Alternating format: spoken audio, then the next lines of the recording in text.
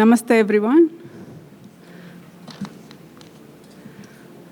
So this session is about portrayal of Hindu Dharma and traditional societies in the world.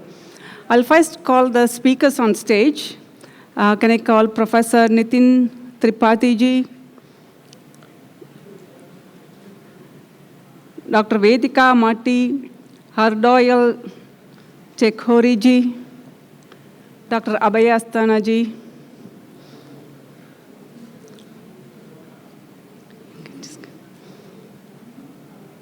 Shri Muni Dibanji.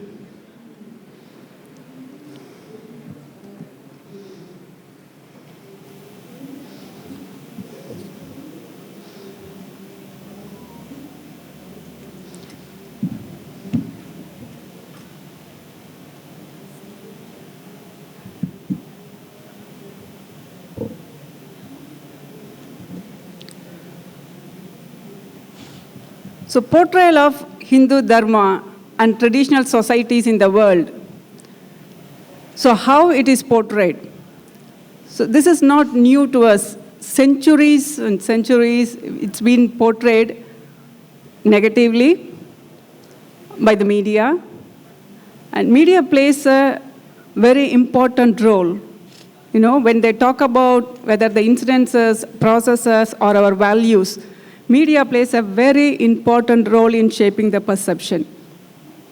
Most of the time, it's not because of the ignorance of the media. There is a political influence behind. Because of the political influence and the interference, the media projects our Dharma in a negative way. And not just that, how many times we have heard, but not just in Bharat, even outside Bharat, we have heard about caste discrimination. Whenever we talk about Hindu Dharma, they said, oh, in Hindus, they talk about caste discrimination. Even though Hindus individually or through the organization, as a community and society, we keep on saying caste is alien to us, caste is not Hindu. We had Jati system, we had Varna system, but we didn't have caste system. But still, we listen to so many eminent speakers about the narratives they set and then delivered. And the businesses and the private sectors bringing out doormats, toilet seats with our deities. And not last, the important one, the very, very important sector is academic world. How the textbooks have been printed with misinterpretation. I'm sure Abhay Asthana ji should be able to share his experience with the Californian textbooks. And the universities and then funded projects and research projects with anti-India, anti-Hindu sponsors. So this is a couple of examples from Australia. The previous slide, please. This one, yeah. So the first slide on your left, this is during COVID time. A lot of Indians came to India. They were not able to come back to Australia. They were stuck. Husbands were stuck in India, Australia, and then family came here for holidays. They couldn't come back to Australia. So this is what was portrayed in the newspaper.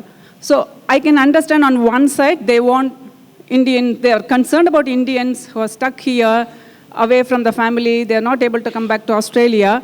But this is what is Ganesha to do with that? Why would they depict this in the newspaper?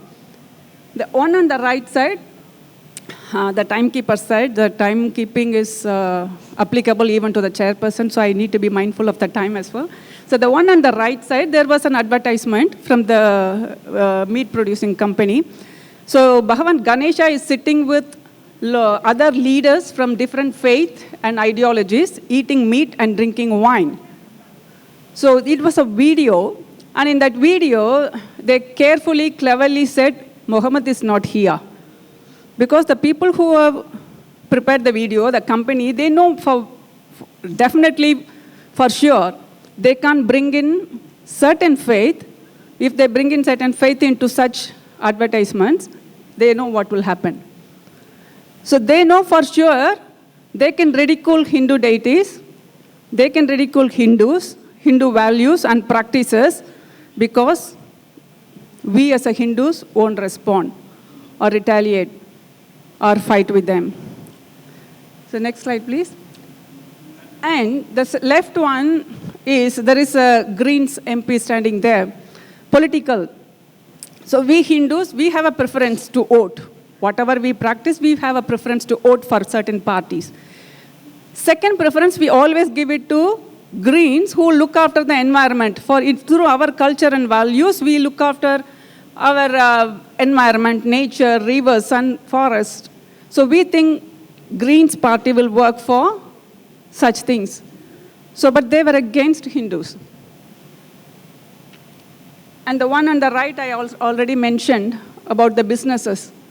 Why would they put Ganesha on the toilet seat? Why would they print goddess Lakshmi and other deities on the floor mat, bikinis? So who are we? Why are they portraying our culture and tradition like this? So when they do it like this, what happens to our emotions? How we feel, how it hurts, and how the next generation youth and children feel about it, especially children growing away from Bharat. When the parents doesn't know anything about our culture and tradition. So in the previous talk, Anandji mentioned so many names. We didn't even know even one person who fought for our freedom. So is it our mistake not bringing our true values and facts about our Dharma to our next generation? Or is it our attitude? Every time anything happens like this, we as a Hindus, we are very busy in working, earning money, paying mortgage and, our own household things, and say, oh, Hinduism will survive. Hindu Dharma will take care of itself. We don't have to do anything. It's been surviving for thousands and thousands of years. Is that attitude prevents us to react to all these things? So, end of this session, we'll have a question and answer session, and I would prefer if there are any youth in this room to ask questions and come up with ideas how we are going to face all this. Is there any actionable points which we are going to conclude with this? There is no point in just talking about this is happening. We all know this is happening. This is going to happen. So what are we going to do? There are so many important talks happening in different conferences here. Whether we know, we are aware, are we networking with other issues happening, presented here? So these are the things we can discuss during question and answer session. Before I take much of your time, lucky, I think I finished on time.